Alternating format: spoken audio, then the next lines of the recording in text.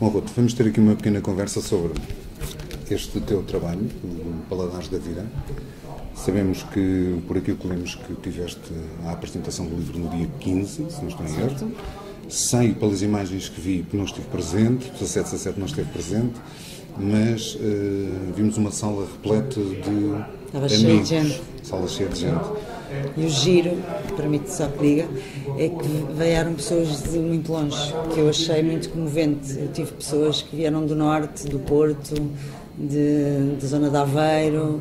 Foi muito giro, porque não foi só pessoas daqui, ou seja, é interessante como conseguimos abranger aqui uma série de gente que eu não estava à espera que viesse. E são pessoas que sabiam da tua vocação para escrever? Não. Não? Quase ninguém sabia. Vieram cá os amigos, foi assim? Vieram encher-te uma sala de amigos? De amigos, de conhecidos de amigos, de pessoas que foram convivendo comigo e que depois manifestaram a outros e acabaram por vir. Foi um bocadinho um misto disso tudo. E o que é que tu conseguiste oferecer com este livro? Paladares da Vida, o que é que este livro diz aos teus amigos e a todos os interessados na leitura deste livro? Eu não sei se consigo, mas posso dizer aquilo que eu tento, não é? Este livro vem um bocadinho naquilo que é a minha metodologia de vida. Eu acredito muito que é muito importante na nossa vida nós sabermos exprimir os nossos sentimentos. E eu acho que na vida nós exprimimos muito pouco, ou seja, exprimimos muito emoções, que é aquilo que é externo, aquilo que se vê. Ou seja, quando uma pessoa se assusta, quando uma pessoa chora, é uma coisa que se vê. E as pessoas têm facilidade em exprimir sentimentos, emoções, mas têm muita dificuldade em exprimir sentimentos, que é uma coisa interna nossa. Ou seja, eu posso estar triste e estar aqui com um sorriso e ninguém percebe que eu estou triste. E eu acredito na nossa vida, e principalmente naqueles que nos são próximos e importantes para nós, que nós devemos exprimir esses sentimentos.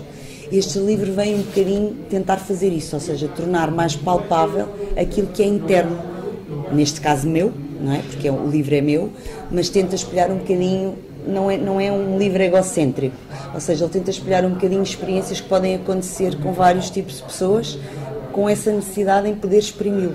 Então o livro está dividido em quê? Eu já vi aqui, agora só desfolhei, vi aqui o sou, unidade, momento único, encanto, cumplicidades. Apanhas nestas palavras e fazes um texto, exprimes as tuas emoções em relação a essa palavra? Não, normalmente funciona um bocadinho ao contrário. Funciona em fazer o texto e depois dali salta-me uma palavra que é aquilo que representa esse texto. Não funciona ao contrário. E tem a ver com o título, ou seja, são aquilo que nós vamos sentindo na vida, ou seja, os paladares que nós vamos sentindo na vida são um bocadinho isso que está aí, o sentir essa unidade, o sentir o cansaço, que é outro dos títulos que está aí. Há vários tipos de sentimentos que estão aí e momentos que estão aí que representam sempre sentimentos, ou seja, o texto representa sempre um sentimento qualquer.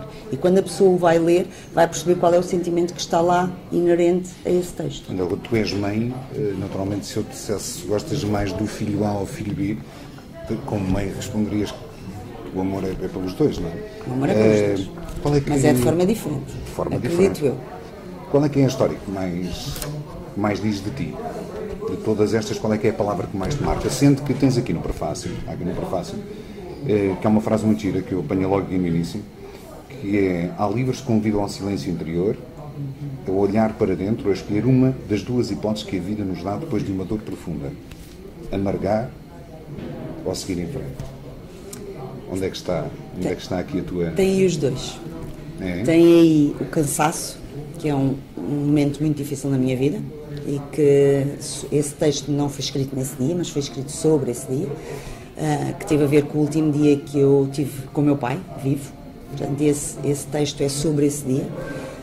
E depois tem A Vida é Assim, que é um bocadinho a reviravolta do olharmos a vida por outros olhos. Ou seja, ela muitas vezes é assim, e esse texto é sobre os meus filhos, tem a ver com os meus filhos, e a forma como eles me ensinaram, muitas das vezes, a ver que a vida é assim, e tem coisas boas por ser assim. Portanto, temos que ultrapassar esses momentos e viver aquilo que a vida nos está a dar, com um olhar positivo. Portanto, posso dizer que tem esses dois que falo aí no prefácio. Ruth, eu não tive o prazer de conhecer o teu pai, conheço o teu pai só por referências que me deram, de amigos em comum, que temos e que me deram grandes e boas referências do teu pai. Também estive a consultar o teu Facebook e vi que tens lá vários textos sobre a saudade que sentes dessa figura que marcou e que marca a vida de cada um de nós.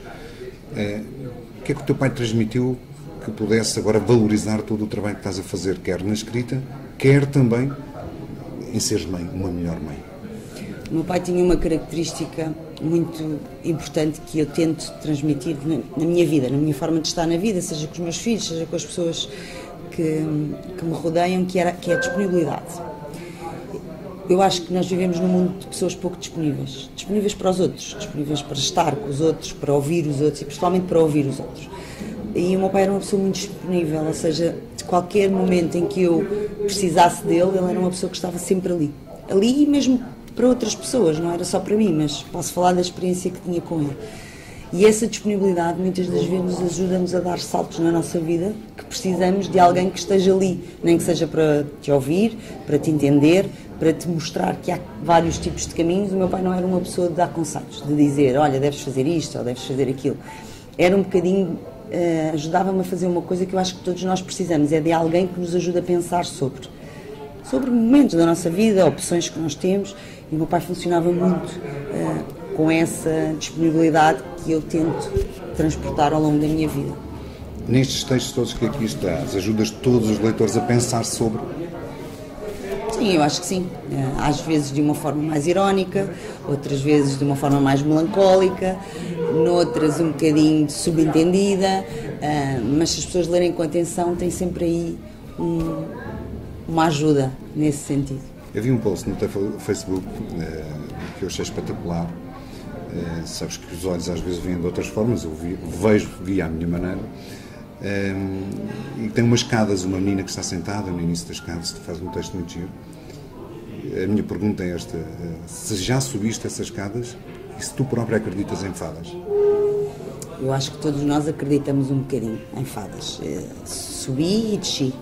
Houve momentos em que subi essas escadas, houve momentos em que me sentei como ela, em determinadas fases das escadas, há momentos em que voltas a descer, não estás sempre lá, mas eu acho que todos nós acreditamos um bocadinho em fadas. Eu tenho um texto aí que é a Alice, que representa um bocadinho a Alice, aquilo que é para mim, que funciona para mim a Alice no País das Maravilhas, que é um texto que diz ali entre parênteses e depois tem Alice, que eu acho que tem a ver um bocadinho com isso, que tem a ver com o espaço em que eu ia, como a Alice vai para aquele espaço mágico e entra por aquele buraquinho e vai atrás do coelho e tenta procurar o seu espaço.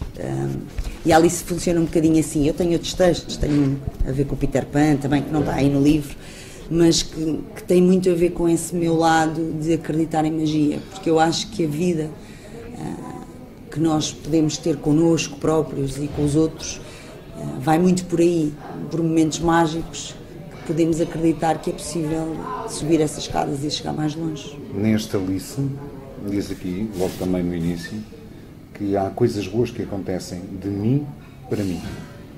Quais foram essas coisas boas na vida que te aconteceram de ti para ti? Eu acho que tem a ver muito com o desenvolvimento pessoal, ou seja, daquilo que nós desenvolvemos, do ponto em que partimos, que eu acho que nós, quando começamos a crescer e estamos no início da juventude, achamos que é tudo, já estamos feitos e maduros e perfeitos, e depois começamos a perceber as arestas que nós temos que limar e as coisas que temos que avançar e limar. E eu acho que tem muito a ver com isso. Eu dei-me espaço em determinada altura da minha vida de poder olhar para dentro e fazer esta reflexão que tem no fundo a base do livro, que é esta reflexão sobre aquilo que eu sinto. E eu acho que quando nós fazemos reflexão sobre aquilo que nós sentimos, nós estamos a dar de nós para nós. Eu tenho aqui outro texto teu sobre a perda. E diz aqui que uns adormecem, tomam compromissos para não sentir, escondem a cabeça, levam na boca cada pedaço dessa perda e enterram. Mas há ventos, tempestades, chuvas fortes e mais cedo ou mais tarde, o que morava escondido está sentado ao nosso lado no sofá, lá em casa, naquele sítio seguro que deixa de ser de um momento para o outro. O que é que me dizes isto? Isto tem muito a ver com, voltamos a falar um bocadinho do mesmo, que é, isto tem a ver com o facto de, como as pessoas não falam daquilo que sentem, e mais grave ainda, não pensam sobre aquilo que sentem. Muitas das vezes aquilo que pode ser uma pequena perda, que se falada connosco próprios, não precisa de ser com outra pessoa. Nós não temos que falar com outros, nem todas as pessoas têm necessidade de falar com outros. falar connosco próprios sobre aquilo que estamos a sentir e aceitar que aquilo é uma perda. E quando falo de perda não tem que ser uma morte, pode ser a perda de alguém próximo, de uma amizade, de algo que aconteceu na nossa vida, do emprego, do que seja. Quando nós sofremos uma perda, nós temos que conversar connosco sobre essa perda. E normalmente aquilo que acontece nas pessoas é isso, ou tomam compromissos para não sentir, não é? Ou seja, dizem que estão tristes e não se permitem estar tristes, porque triste é uma depressão, não tem nada a ver uma coisa com a outra. É normal uma pessoa após uma perda ficar triste e ter um período de tempo triste, depois se estivermos a falar uma coisa mais crónica já podemos falar para depressão. Mas numa primeira fase é uma tristeza e essa tristeza é normal. E nós temos que nos permitir a nós próprios sentir isso, porque senão ela vai avançar connosco ao longo dos anos e vai ficar sentada naquele sofá que nós achamos que é um lugar seguro, que deve ser a nossa casa, para onde nós regressamos e vamos ter algo de bom, não é? É isso que é o refúgio da nossa casa. E se nós transportarmos esta perda connosco ao longo dos anos, sem nunca conversarmos connosco sobre isso, ela vai estar sempre ali sentada.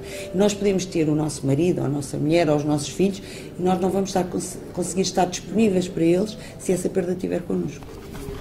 Com todas estas influências, com todo este olhar sobre a sociedade, com todo este olhar social, onde tu também estás envolvido, o mundo não está pintado da forma como tu sonhaste, ou o mundo não é nada perfeito? O mundo não é nada perfeito, mas eu acho que nós podemos, cada um de nós, fazer o nosso bocadinho e tratar daquilo que é o nosso bocadinho. O que eu acho é que muitas das vezes nós não tratamos desse bocadinho, porque nós vivemos preocupados com o tempo, com aquilo que o vizinho fez, com o outro que aconteceu não sei o quê. Como é que se trata desse bocadinho? Como é que tratamos desse bocadinho? Eu acho que tratamos desse bocadinho estando disponível uns para os outros, conversando com os outros, mas quando eu digo conversar, é óbvio que também é bom conversar, conversas de café e sobre o futebol e sobre as notícias, e tudo isso é muito bom. Mas eu acho que não guardamos momentos da nossa vida para aquilo que eu costumo dizer, que não se deve perder tempo, devemos ganhar tempo. E as pessoas usam muito essa expressão do estou aqui a perder tempo, ou estou aqui a gastar o meu tempo. E eu acho que a palavra é exatamente representativa do que acontece com a maioria das pessoas, é que elas perdem e gastam tempo, em vez de ganharem tempo. Não é? Ganharem aquele tempo. Eu, quando estou aqui a conversar com vocês, não considero que seja a perder o meu tempo, ou a gastar o meu tempo. Nós não estamos, com certeza. Pronto, eu sinto que estou a ganhar tempo. É um tempo útil, que é diferente do tempo que eu passo a ver televisão, ou que eu passo no Facebook, ou que eu passo... Não quer dizer que o Facebook não possa ter coisas boas, mas o tempo que nós perdemos a fazer coisas que depois não nos enriquecem é uma coisa demasiado triste. E nem enriquecem os outros. E isto é o que eu digo nessa parte do... Eu vou utilizar aqui uma brincadeira com o título do teu livro, Paladares da Vida. Qual foi o pior paladar que já provaste nesta vida? O pior de todos? Foi a perda. E o melhor de todos? O melhor de todos foi ser mãe. A sério? Isto é perguntar a uma mulher o que é o melhor da vida, toda a gente diz que é ser mãe. Perguntar a um homem é o sucesso no emprego. É o sucesso no emprego. É o sucesso no emprego. Olha, quando te paras com novas emoções, com novos sentimentos, com novas inspirações, o que é que tu fazes? Chegas a casa e escreves, tens que escrever naquela altura, estás quente, é como um pintor, vais chegar a casa, ligas-te ao computador e escreves, ou guardas, deixas amadurecer o teu olhar, o teu pensamento, as tuas emoções e depois então escreves? Eu faço muitas vezes uma coisa, na minha cabeça há uma frase, ou um pensamento que surge e que transforma numa frase, e eu guardo essa frase, e normalmente não a desenvolvo logo. Passado uns tempos, depois da ideia amadurecida da frase, eu registro-a, escrevo. E depois, passado uns tempos, às vezes é um mês, 2 meses, pode acontecer, às vezes um ano, eu pego nessa frase que tenho escrito e daí desenvolvo algo. Portanto, não é uma coisa de... Eu não escrevo por impulsividade. Aquilo que muitas das vezes as pessoas fazem, não é? Escrever por... Eu normalmente não faço assim. Eu tenho esse impulso da frase e depois a seguir acabo por amadurecer essa ideia e transformá-la num texto. Qual é que é a palavra mais forte para ti, de todas do vocabulário português? A palavra mais forte, aquela que dá mais inspiração, que te apetece mais escrever? Ou não tens palavras? Se calhar é um bocadinho um senso comum, mas eu diria que é amor. Acho que é a palavra mais forte, sim. Se eu pedisse agora para falares um bocadinho dessa palavra, o que é que tu dirias? Agora que nós falámos dos filhos, puxo sempre um bocadinho para aí, não é? E o amor que nós temos por um filho, e aquilo que ele é muito mais, não é só o amor que nós temos, é aquilo que se passa naquele bocadinho em que nós estamos com eles e aquilo que vem de lá para cá e de cá para lá. Aquilo que se junta ali, que eu acho que é um amor diferente de todos os outros amores, porque eu acredito que é o único amor incondicional.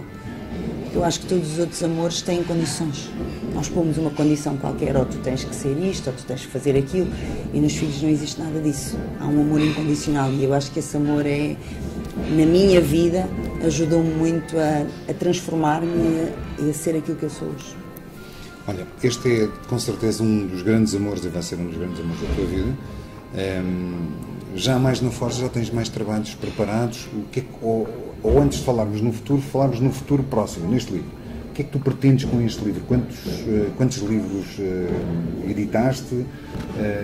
Editei 200 livros. Só 200 livros? Estão todos vendidos, com certeza. Não estão todos, mas já estão muitos. Já? Eu vou ficar com um porque eu vou comprar já um. Pronto, fica só com 199 para a venda. Mas tens mais trabalhos, as pessoas, já tens algum output das pessoas, já leram? Está um livro com poucas páginas, com palavras sentidas, que eu já vi que são palavras que nos fazem pensar duas vezes. Já tens algum output de um amigo teu ou de uma pessoa mais próxima? Tenho de algumas pessoas, tenho para aí, não sei, umas 5 ou 6 pessoas que já leram. Mas também é tudo muito recente, porque o livro, como eu disse, foi lançado no sábado e foi no sábado que ele veio para a minha mão. Portanto, não havia forma de alguém poder tê-lo. Portanto, houve pessoas que já o leram desde sábado. Portanto, e as opiniões são positivas? São positivas, mas também eu sou um bocadinho suspeita, não é? Porque as pessoas disseram-me a mim, não é? Isto é bom, é o próximo livro que fizer, o primeiro, também vou só distribuir 200, é o número de amigos que tenho, e estão todos obrigados a dizer bem. A dizer bem, não é? Mas nós vamos ler isto de maneira diferente, e quando apresentarmos o teu trabalho, vamos ter com certeza uma opinião a dar. Sim, eu gosto que as pessoas deem-me um feedback sincero. Gosto, por exemplo, de perguntar qual é o texto que a pessoa gostou mais, porque é que gostou daquele texto, o que é que aquilo ali acrescentou. Eu gosto um bocadinho de saber esse feedback. É uma coisa que eu agora no Facebook, daqui a uns tempinhos, vou pedir. Porque eu gosto de saber esse feedback, perceber aquilo que tocou à pessoa. Eu, por exemplo, já tive pessoas que partilharam alguns textos no Facebook, que leram e que partilharam. E eu acho engraçado o facto de as pessoas terem escolhido um de tantos, não é? E às vezes nem é aquele que eu especialmente escolheria, não é? E é interessante, ainda hoje no Facebook... Escolhes cada texto para cada pessoa, é isso? Não, mas já pode fazer uma maldade. Escolhe-me lá aqui um para mim. Qual é que seria mais... Não conheço há muito tempo. Qual é que era aquele que estava direcionado para mim? Um texto aqui para o teu livro. Não sei. Tudo menos a perda, se faz favor. Não, a perda não.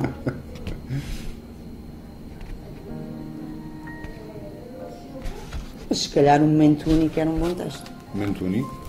Sim, vou ler e depois vou-me debruçar sobre este texto. Fica já aqui em direto, se houver algum problema, depois eu tratarei de emendar a situação. Sei que estás aí. Sinto o teu respirar.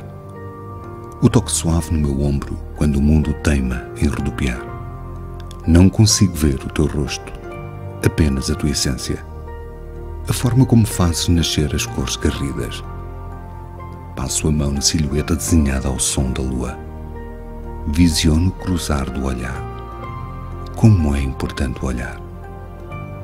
Ao arcano que me embala e me abraça nos dias gelados de luz. Tanta descrença e tamanha confiança. Esse dia é nosso.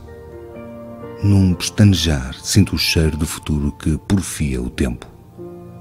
Nesse momento único, a vida sabe a sal e pimenta, a queijo e marmelada. Sabe a mim, sabe a ti. Não, sabe a nós.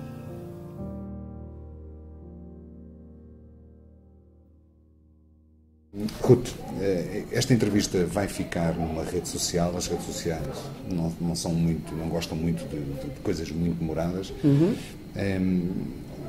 Gostava só que deixasse uma mensagem a todas as pessoas que nos estão a ver e a ouvir. Uma mensagem sobre o teu livro, sobre uma mensagem que queiras. Tens tantas mensagens aqui, faz uma mensagem para um público em geral. Eu acho que a mensagem principal é que as pessoas estejam disponíveis para a vida, para viver e para sentir. Permitam-se sentir, que eu acho que é uma coisa que as pessoas não se permitem. têm medo de sentir. E eu acho que as pessoas devem sentir, porque senão nós passamos pela vida sem viver e mais a sobreviver. E se nós aprendermos a sentir, conhecermos aquilo que é o nosso sentimento, aquilo que é o nosso corpo, aquilo que está dentro de nós, vamos ser pessoas muito mais felizes para nós próprios e para as pessoas com quem a gente convive. Quando é que aprendeste a sentir-te a ti mesmo? Já há muito tempo? Já há algum tempo que comecei a aprender. Ainda tenho um caminho para fazer, mas considero que hoje, ao contrário de há 10 anos atrás, já consigo fazê-lo com muito mais facilidade. Nós temos uma palavra muito forte na nossa associação, que é a palavra acreditar. Nós acreditamos. Este é o nosso slogan. Nós somos os 17 a acreditar. O que é que diz a palavra acreditar? É isto que eu te vou pedir para terminarmos. O que é para ti acreditar?